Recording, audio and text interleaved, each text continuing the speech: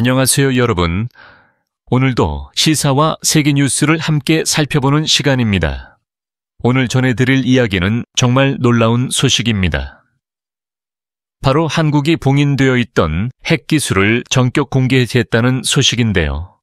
한미가 경주 에이펙 정상회의를 앞두고 새로운 합의를 준비 중인 가운데 이 기술 공개로 인해 전 세계가 충격과 감탄에 휩싸였습니다.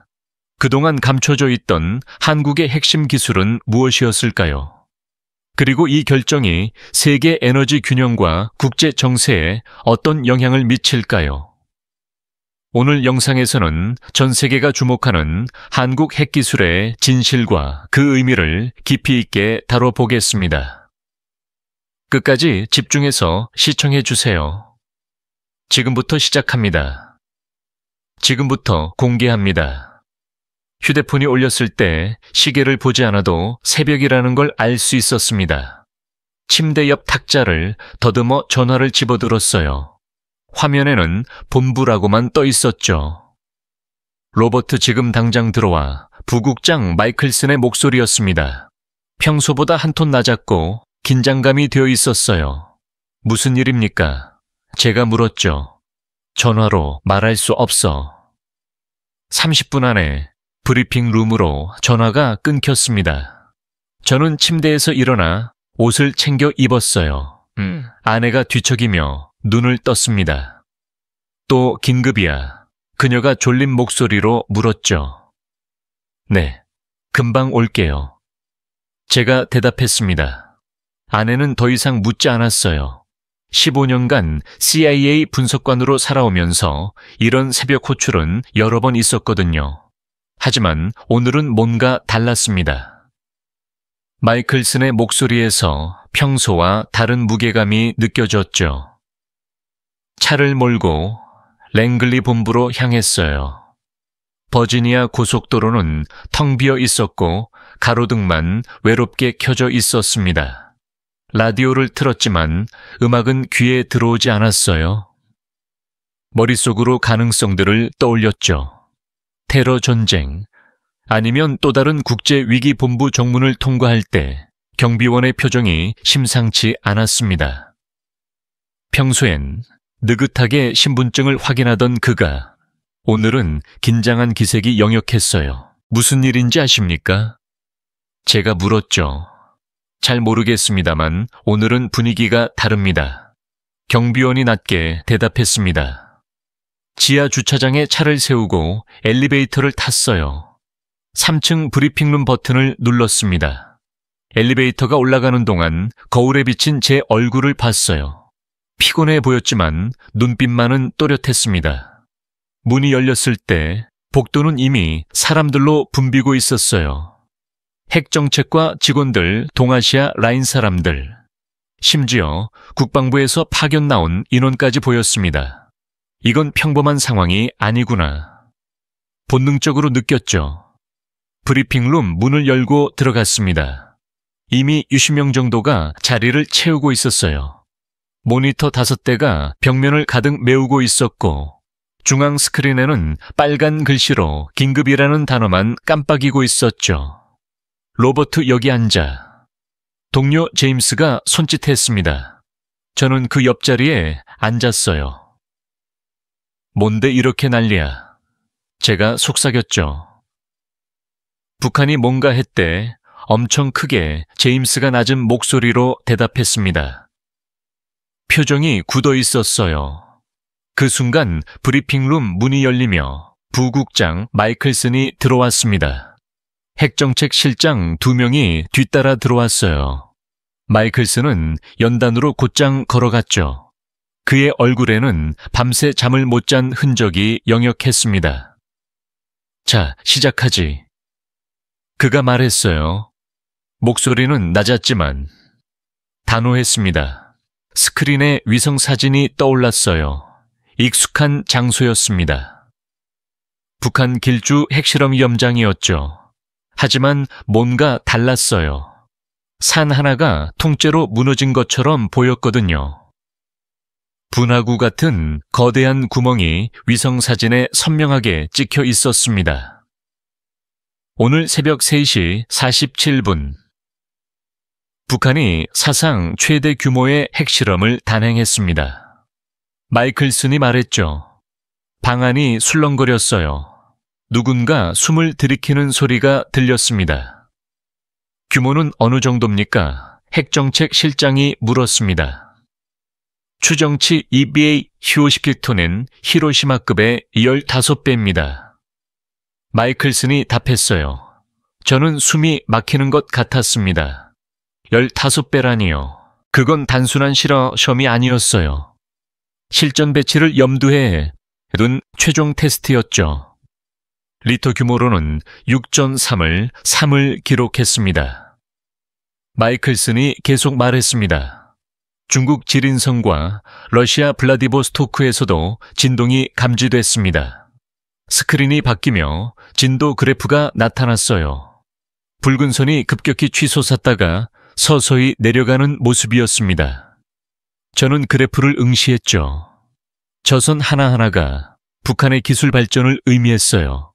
백악관 반응은요? 제가 물었습니다. NSC가 72시간 내 전면 보고서를 요구했습니다. 마이클슨이 저를 봤어요.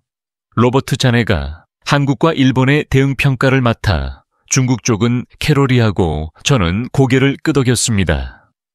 알겠습니다. 그런데 한국 반응이 좀 이상합니다. 동아시아 담당 수석 캐롤 워커가 자리에서 일어났어요. 그녀는 손에 서류를 들고 있었죠. 뭐가 이상한데요? 마이클슨이 물었습니다.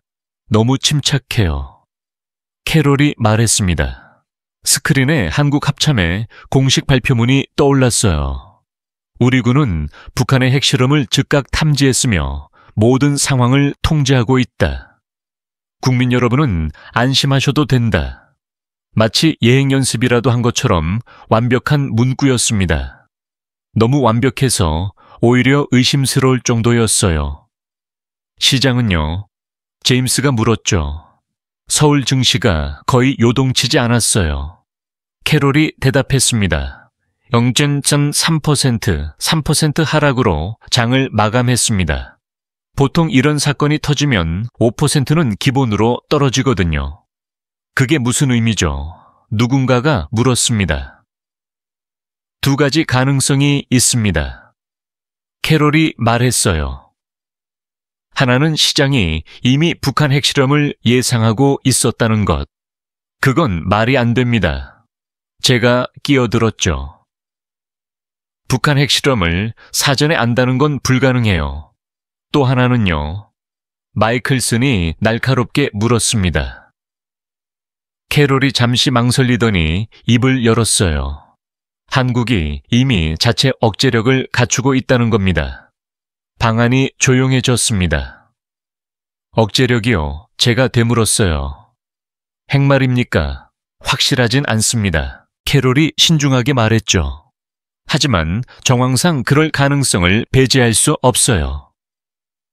그녀는 리모컨을 조작했습니다. 스크린에 새로운 자료들이 떠올랐어요. 한국의 원전 23기 우라늄 보유량 현무사일 군산 모든 지표가 한 방향을 가리키고 있었죠. 이건 추측 아닙니까? 국방부 인사가 반박했습니다. 물론 확증은 없습니다. 캐롤이 인정했어요. 하지만 무시하기엔 너무 많은 신호들이 있어요. 저는 스크린을 응시했습니다. 퍼즐 조각들이 서서히 맞춰지기 시작했어요. 한국의 침착한 반응, 요동치지 않는 시작, 그리고 이 모든 기술적 기반 로버트 잔네 생각은 마이클슨이 저를 봤습니다.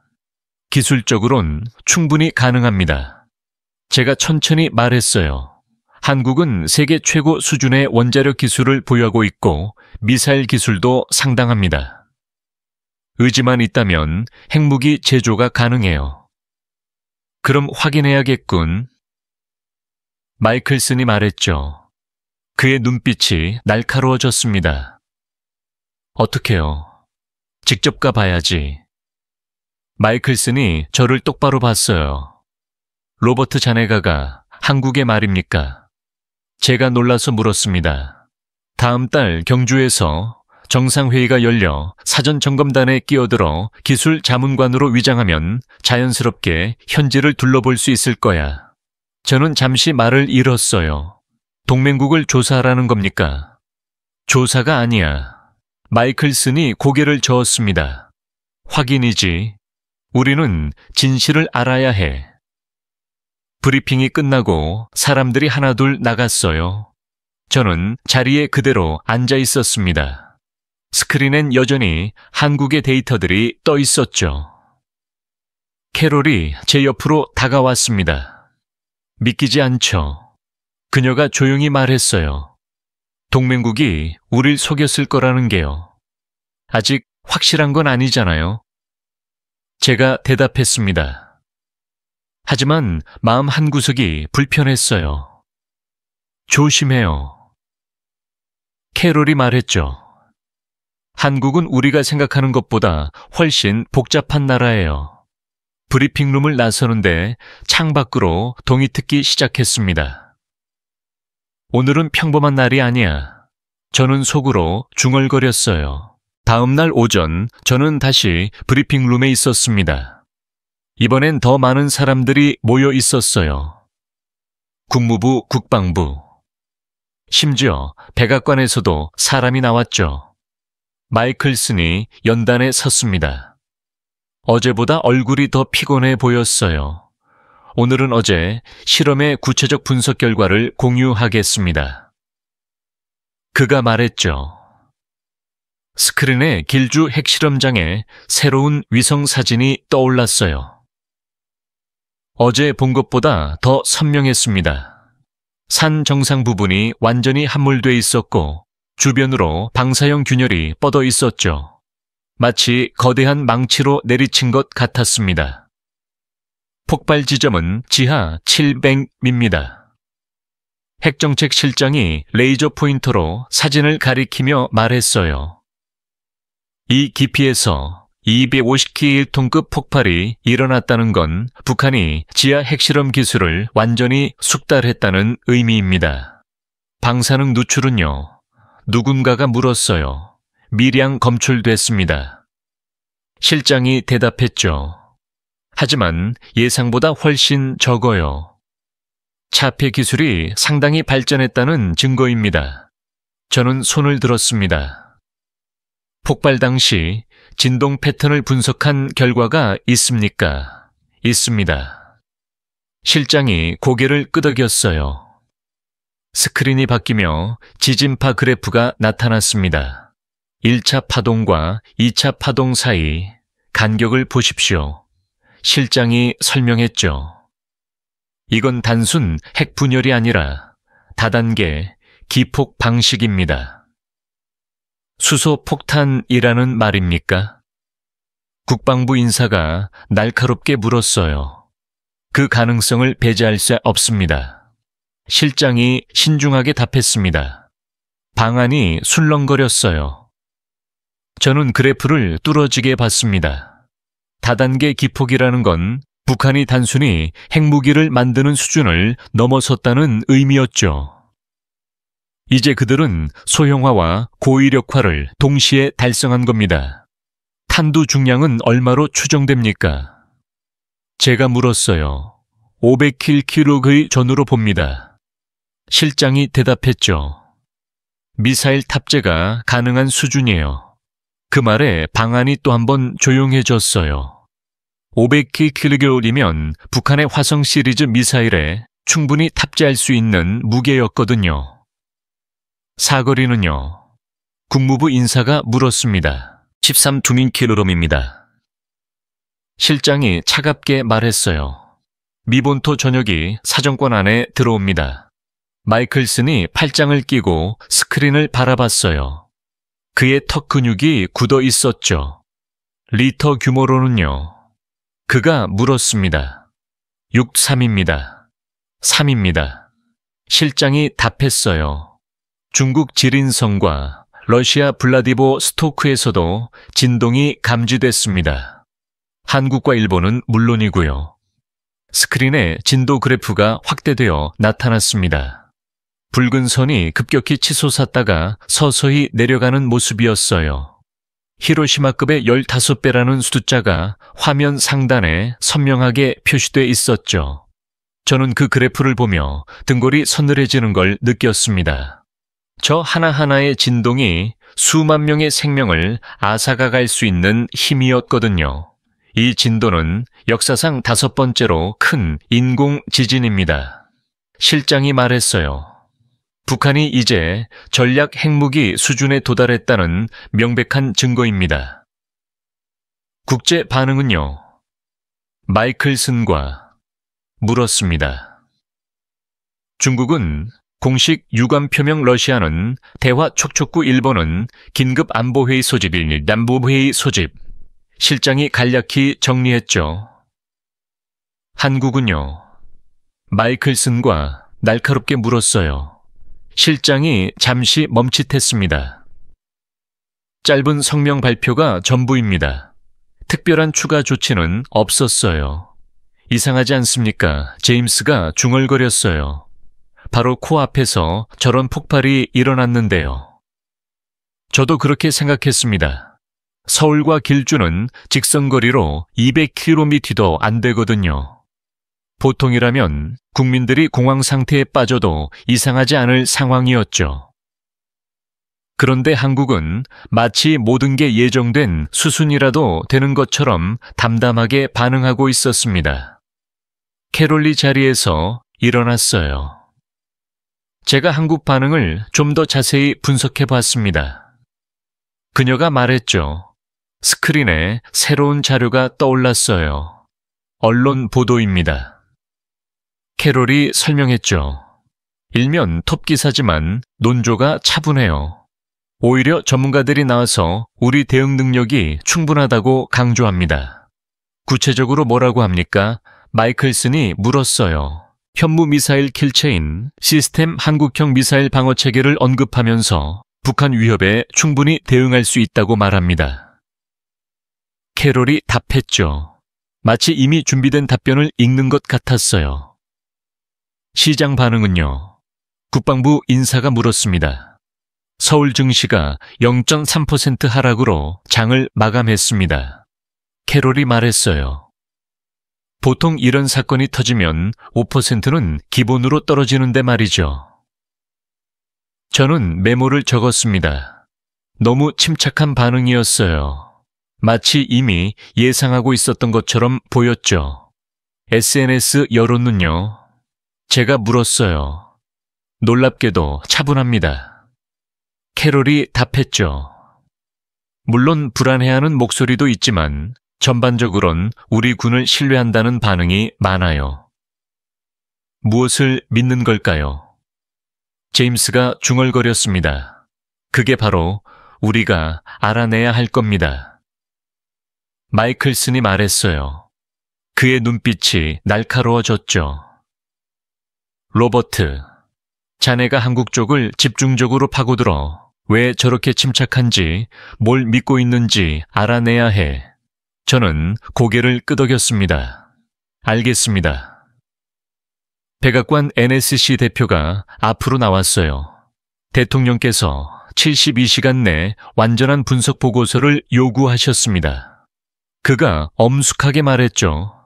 북한의 능력뿐 아니라 주변국 대응, 특히 한국과 일본의 전략적 의도까지 파악해야 합니다. 72시간이요. 누군가가 놀라서 물었어요. 시간이 없습니다. NSC 대표가 단호하게 말했죠. 이건 단순한 북한 문제가 아닙니다. 동북아 전체 판도가 바뀔 수 있는 사안이에요. 브리핑이 끝나고 사람들이 하나둘 나갔습니다. 저는 자리에 그대로 앉아 있었어요. 스크린엔 여전히 진도 그래프가 떠 있었죠. 붉은 선이 전멸하고 있었습니다. 캐롤이 제 옆으로 다가왔어요. 뭔가 석연치 않죠. 그녀가 조용히 말했습니다. 한국이 너무 준비돼 있는 것 같아요. 저도 그렇게 느꼈습니다. 제가 대답했죠. 마치 이미 알고 있었던 것처럼 보여요. 아니면 이미 대비책을 갖추고 있거나 캐롤이 말했어요. 그녀의 목소리에는 확신이 배어 있었죠. 저는 스크린을 다시 봤습니다. 리터 6.3 히로시마급의 15배, 그리고 한국의 침착한 반응, 이 모든 퍼즐 조각들이 하나의 그림을 그리기 시작했어요. 72시간 안에 답을 찾아야 했습니다. 브리핑룸을 나서며 저는 속으로 중얼거렸어요. 한국은 대체 뭘 숨기고 있는 걸까? 브리핑룸을 나와 복도를 걷는데 마이클슨이 뒤에서 불렀습니다. 로버트 잠깐. 저는 걸음을 멈추고 돌아섰어요. 그가 빠르게 걸어오더니 제 어깨에 손을 얹었죠. 내 방으로 가지. 그의 사무실은 복도 끝에 있었습니다. 문을 열고 들어가니 창 밖으로 랭글리 본부의 중정이 보였어요. 나무들이 바람에 흔들리고 있었죠. 안개 마이클슨이 말했습니다. 저는 책상 앞 의자에 앉았어요. 그는 책상 뒤로 돌아가 서류 하나를 꺼냈습니다. 백악관에서 방금 내려온 지시야. 그가 서류를 제게 건넸죠. 저는 받아서 읽기 시작했습니다. 최우선 긴급이라는 빨간 도장이 첫 페이지에 찍혀 있었어요. 대통령 각서라고 적혀 있었죠. 북한 핵실험에 대한 전면 평가 보고서를 이 시간 내에 제출할 것. 북한의 기술 수준, 주변국 대응 능력 지역, 안보 구도 변화 가능성을 모두 포함할 것. 특히 한국과 일본의 독자적 핵무장 가능성에 대한 평가를 우선시할 것. 저는 마지막 문장을 다시 읽었습니다. 독자적 핵무장 가능성이라니요. 백악관도 의심하고 있구나. 그 생각이 들었어요. 72시간이면 3일밖에 안 됩니다. 제가 말했죠. 제대로 된 분석이 가능할까요? 가능하든 안 하든 해야 해. 마이클슨이 단호하게 말했어요. 대통령이 직접 요구한 거야. NSC도 난리가 났어. 국방부는요. 그들도 자체 분석팀을 꾸렸어. 마이클슨이 대답했죠. 하지만 인텔리전스는 우리 소관이야. 특히 한국 쪽은 자네가 맡아. 저는 서류를 내려놓았습니다. 구체적으로 뭘 알아내야 합니까? 3가지야. 마이클슨이 손가락을 펴며 말했어요. 첫째, 한국이 핵무기 개발 능력을 실제로 갖췄는지. 둘째, 만약 갖췄다면 어느 단계까지 진행됐는지. 셋째, 그들의 의도가 뭔지. 의도요 방어용이냐, 공격용이냐. 마이클슨이 설명했죠. 북한 억제용이냐 아니면 더 큰 그림이 있는지 말이야. 저는 고개를 끄덕였습니다. 자료는 어디까지 접근 가능합니까? 최고 기밀까지 전부 열려 있어. 마이클슨이 말했어요. 위성 사진, 통신 감청, 인적정보원 보고서 다 볼 수 있어. 필요하면 국방부 자료도 요청해. 인력 지원은요. 캐롤이 중국 쪽을 맡고 제임스가 일본 쪽을 맡아. 마이클슨이 답했죠. 자는 한국에만 집중하면 돼. 저는 잠시 생각에 잠겼습니다. 72시간 안에 한 나라의 핵능력을 평가하라는 건 사실상 불가능에 가까운 일이었어요. 하지만 백악관이 이렇게 서두른다는 건 상황이 그만큼 심각하다는 의미였죠. 한 가지 더 마이클슨이 말했어요. 이번 보고서는 정책 결정의 근거가 될 거야. 자네 분석에 따라 대통령이 한국에 압력을 넣을 수도 있고 아니면 동맹 강화 쪽으로 갈 수도 있어. 책임이 무겁군요. 제가 말했죠. 그래서 자네한테 맡기는 거야. 마이클슨이 제 눈을 똑바로 봤어요. 15년간 자네가 내놓은 분석 중에 틀린 게 거의 없었어. 이번에도 믿는다. 저는 자리에서 일어났습니다. 최선을 다하겠습니다. 로버트 마이클슨이 저를 불렀어요. 한 가지만 기억해. 뭔가요? 우리는 진실을 찾는 거야. 그가 조용히 말했죠. 우리가 원하는 답이 아니라 실제 답을 말이야. 저는 고개를 끄덕이고 사무실을 나왔습니다. 복도를 걸으며 손목시계를 봤어요. 오전 11시 30분이었습니다. 72시간이면 모레 오전 11시 30분까지였죠. 제 사무실로 돌아왔을 때 책상 위엔 이미 새로운 서류들이 쌓여 있었어요. 누군가 제가 없는 사이 갖다 놓은 모양이었죠. 매니 파일을 집어들었습니다. 한국 원자력 프로그램 전면 평가라는 제목이 붙어 있었어요. 커피를 한 잔 따라 마시고 의자에 앉았습니다. 파일을 열자 첫 페이지에 요약문이 나왔어요. 한국은 23개 원전을 보유하고 있으며 세계 6위의 원자력 발전 국가임, 우라늄 농축 기술을 보유하고 있으나 감시에 있음. 해결료 재처리 기술은 공식적으로는 보유하지 않은 것으로 알려짐. 저는 마지막 문장에 밑줄을 그었습니다. 공식 정론이라는 표현이 걸렸거든요. 다음 페이지를 넘겼어요. 2000년대 초반 극비 우라늄 농축 실험 관련 내용이 나왔습니다. 한국은 2000년과 2003년 사이 소량의 우라늄을 농축한 사실이 있음. 이는 2004년 IAEA에 자진 신고됨. 당시 한국 정부는 과학자들의 독단적 행위라고 해명했으나 의문이 남음. 저는 메모를 적었습니다. 20년 전에 이미 농축 실험을 했다면 지금은 어디까지 왔을까? 파일을 계속 읽어 내려갔어요. 중간쯤에 흥미로운 내용이 나왔습니다. 한국의 원자력 기술 수준은 세계 최고 수준이며 이론적으론 6개월에서 1년 내 핵무기 제조 가능, 플루토늄 생산 능력, 농축 기술 미사일, 탑재 기술 모두 보유. 제가 필요한 건 의지뿐. 저는 그 문장을 다시 읽었습니다.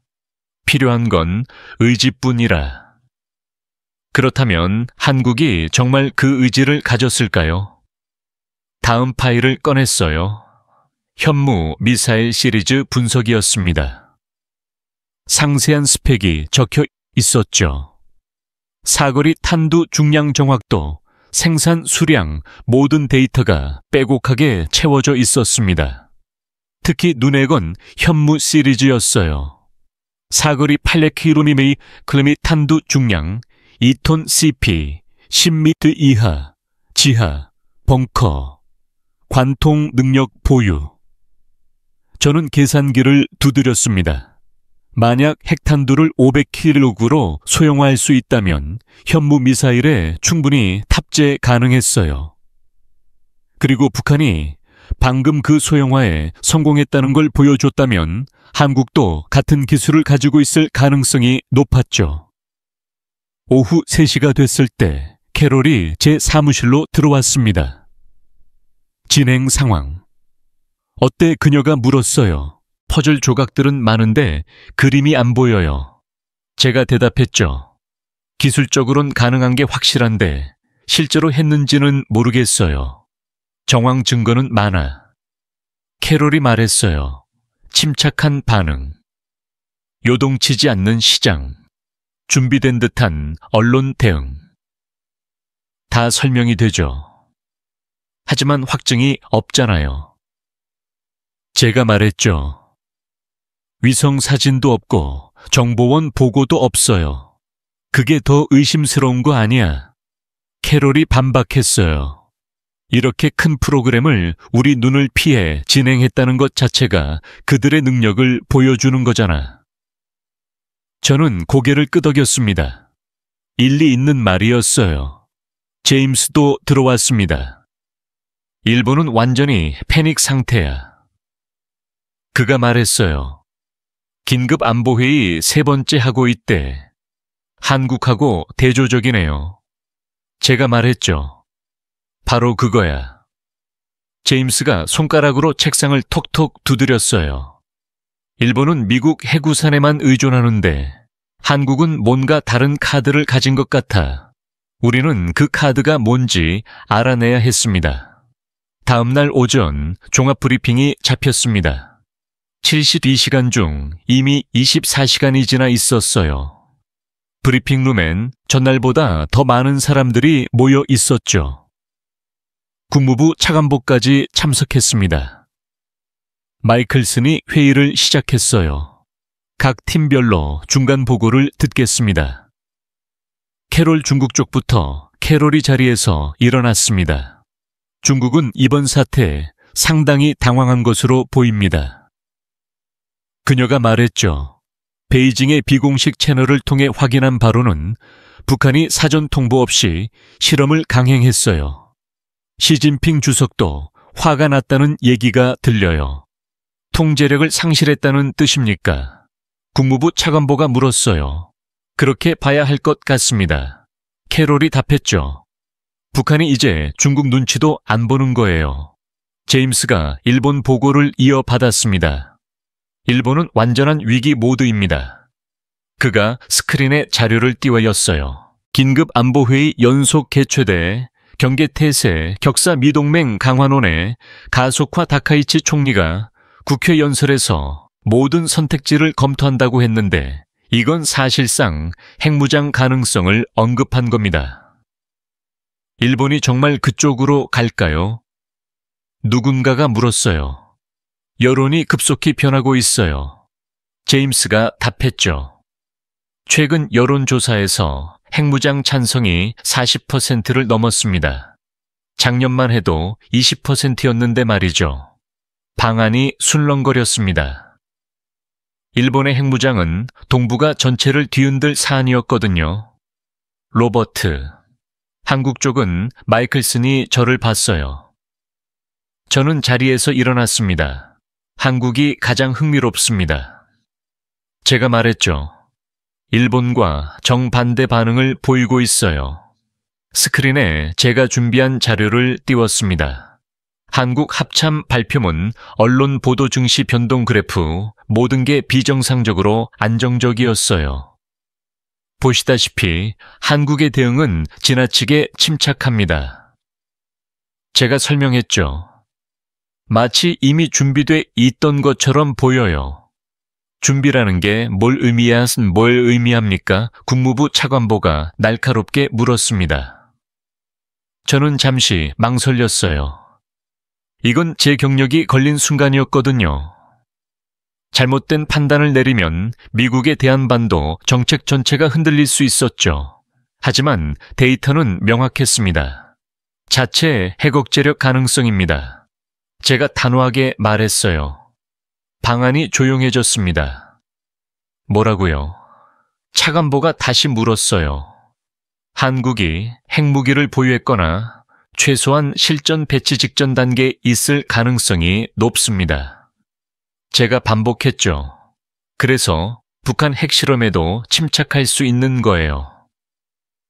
근거가 뭡니까? 마이클슨이 물었습니다. 저는 리모컨을 조작했어요. 스크린에 새로운 자료들이 나타났습니다. 첫째, 기술적 기반입니다. 제가 설명을 시작했죠.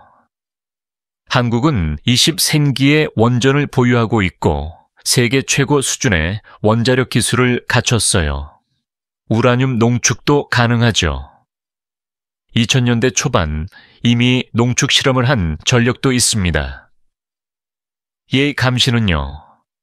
누군가가 물었어요. 명목상으론 있지만 완벽하진 않아요. 제가 답했죠. 특히 군사시설은 접근이 제한도에 있습니다. 둘째 운반 수단입니다. 스크린이 바뀌며 현무 미사일 자료가 나타났어요. 현무 시리즈는 사거리 500km에서 km까지 다양합니다. 탄두 중량도 충분하고 정확도도 높아요. 만약 핵탄도를 소형화할 수 있다면 즉시 탑재 가능합니다. 소형화 기술이 있다는 증거가 있습니까? 차관보가 물었어요. 직접 증거는 없습니다. 제가 인정했죠. 하지만 한국의 반도체 기술, 정밀 가공 기술을 감안하면 충분히 가능해요. 북한도 했는데 한국이 못할 이유가 없죠. 고프티티죠. 셋째 자금입니다. 스크린에 국방 예산 그래프가 나타났어요. 한국 국방비가 최근 3년간 급증했습니다. 제가 말했죠. 특히 전략 무기 관련 항목이 크게 늘었어요. 상당 부분이 특별 예산으로 분류돼 있는데 구체적 용도가 공개되지 않았습니다. 그게 핵개발 자금이라는 겁니까? 그럴 가능성이 있어요. 제가 답했습니다. 넷째 정치적 의지입니다. 저는 마지막 자료를 띄웠어요. 한국 여론조사 결과였죠. 최근 여론조사에서 한국 국민의 70% 이상이 자체 핵무장에 찬성한다고 나왔습니다. 제가 설명했어요. 정치권에서도 공개적으로 핵무장 논의가 나오고 있고요. 이건 단순한 여론이 아니라 정책으로 이어질 수 있는 수준입니다. 방안이 다시 술렁거렸어요. 한국이 정말 핵을 만들었다면 이건 NPT 체제의 근간을 흔드는 일이었거든요. 캐롤이 끼어들었습니다. 한 가지 더 있어요. 그녀가 말했죠. 우리 정보원 하나가 경주 인근에서 이상한 활동을 포착했어요. 무슨 활동입니까? 마이클슨이 물었어요. 남해해양과학연구소라는 곳인데 표면적으론 민간 연구시설입니다. 캐롤이 설명했죠. 하지만 최근 몇 달간 군보안 요원들이 드나들고 있어요. 방사능 차폐 차량도 목격됐고요. 해양연구소에서 왜 방사능 차폐 차량이 필요합니까? 사관보가 날카롭게 물었습니다. 그게 바로 의문입니다. 캐롤이 답했어요. 공식적으론 해양 방사는 측정 연구라고 하는데 규모가 너무 큽니다. 위성 사진은요? 마이클슨이 물었죠. 캐롤이 리모컨을 조작했어요. 스크린에 위성 사진이 나타났습니다. 해안가에 자리한 대형 건물이 보였어요.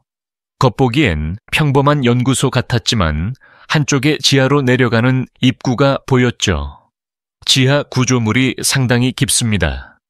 캐롤이 설명했어요. 열감지 위성으로 봤더니 강력한 열신호가 나와요. 일반 연구시설 치곤 너무 뜨겁죠. 저는 사진을 자세히 봤습니다. 확대된 이미지에서 건물 주변으로 이중 울타리가 쳐져 있는 게 보였어요. 경비 초소도 여러 개였죠. 이건 민간 시설이 아니야. 저는 속으로 생각했습니다. 확인이 필요합니다. 제가 말했어요. 직접 가 봐야 해요. 어떻게요? 사관보가 물었습니다. 다음 달 경주 에이펙이 있습니다. 마이클슨이 말했죠. 로버트를 사전 점검단에 끼워 넣으면 자연스럽게 현지 조사가 가능해요. 동맹국을 염탐하자는 겁니까? 차관보가 불편한 표정을 지었어요. 염탐이 아니라 확인입니다. 마이클슨이 단호하게 말했죠. 만약 한국이 정말 핵을 가졌다면 우리 대한반도 정책 전체를 재검토해야 해요. 모른 척하고 넘어갈 사안이 아닙니다. 차관보가 잠시 생각하더니 고개를 끄덕였어요. 백악관과 협의하겠습니다. 그가 말했죠. 하지만 신중하게 움직이십시오. 한미동맹에 금이 가서는 안 됩니다. 회의가 끝나고 사람들이 나갔습니다. 저는 자리에 남아 스크린의 위성사진을 계속 봤어요. 남해해양과학연구소. 그 이름이 머릿속에 각인됐죠. 캐롤이 제 옆으로 왔습니다. 정말 갈 거야. 그녀가 물었어요. 가야죠. 제가 답했습니다. 이게 퍼즐의 마지막 조각일 수도 있어요. 조심해. 캐롤이 말했죠. 한국은 우리가 생각하는 것보다 훨씬 준비되어 있을 거야. 저는 고개를 끄덕였습니다. 그 말이 맞을지도 몰랐어요. 한국은 단지 기술만 가진 게 아니라 완전한 시스템을 갖췄을 수도 있었죠. 경주로 가야 했습니다. 직접 확인해야 했어요. 회의가 끝나고 저는 제 사무실로 돌아왔습니다. 책상 위엔 새로운 서류 덤미가 또 쌓여 있었어요. 누군가 제가 요청한 자료들을 갖다 놓은 모양이었죠. 커피를 한 잔 따라 마시고 의자에 앉았습니다. 시계를 봤어요. 오후 9시였습니다. 72시간 중 이미 38시간이 지났죠. 남은 시간은 34시간 뿐이었어요. 매니 파일을 집어들었습니다. 한국 원전 운영 현황이라는 제목이 붙어 있었어요. 펼쳐보니 3기 원전의 상세 정보가 나왔습니다. 고리 한빛, 한울 월성, 각 발전소별로 원자로 형식 출력 가동 연수가 빼곡하게 적혀 있었죠. 저는 형광펜을 들고 중요한 부분을 표시하며 읽었어요. 특히 눈에 띈 건 월성 원전이었습니다. 중수로 방식이라고 적혀 있었죠. 중수로는 플루토늄 생산이 용이한 방식이었어요. 핵무기 제조의 핵심 재료였죠. 한국은 4기의 중수로를 보유하고 있으며 연간 약 100기호의 플루토늄 생산 가능가 4차를 받고 있으나 모든 플루토늄이 추적되는지는 불명화. 저는 그 문장에 밑줄을 그었습니다. 150개월이면 핵무기 20개 이상을 만들 수 있는 양이었어요. 물론 아이가 감시하고 있다지만 완벽할 순 없었죠. 다음 파일을 열었습니다. 우라늄 농축 관련 자료였어요. 한국은 2004년 IAEA의 과거 우라늄 농축 실험을 자진 신고 당시 소량의 고농축 우라늄 생산 인정 정부는 과학자들의 독단적 행위라고 해명했으나 의문 제기됨. 현재 공식적으론 농축 프로그램 없으나 기술적 능력은 보유. 제가 중얼거렸습니다. 20년 전 실험이라 그 후 20년 동안 뭘 했을까요? 다음 페이지에 흥미로운 내용이 나왔어요.